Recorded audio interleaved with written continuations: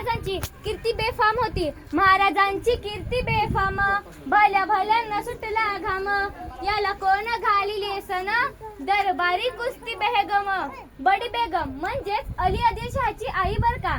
नजरेत तिच्या अंगार, दरबार झाला गपगार. कोण घेईना पुढाकार, साऱ्यांनीच मानली हार.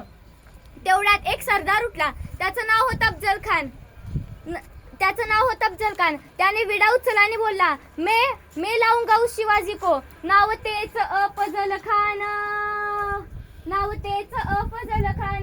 तो जगता जणू सैतान. खान बोलला छाती ठोकून, टाकतो शिवबाला चिरडून.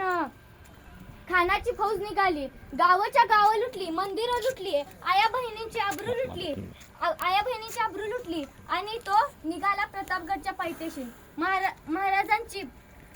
महाराजांनी एक सुंदर असा छाम्याना रचला होता. बेटीचा टिछान उभारीला, नक्षीदार छामी आण्याला. अन अशा या छामियानात खान डौलत डुलत आला. सय्यद बंडा त्याच्या संगतीला, शिवबाच्या संगती महाला. महाराजांना बघून खान म्हणतो कसा, आओ शिवाजी आओ, हमारे गले लग जाओ आओ. खान हाक मारितो हसरी, रोखून नजर गहरी. जी रहा जी. खानानं महाराजांना आलिंगन दिलं आणि दगा केला. खानदाभिमान मान्याला.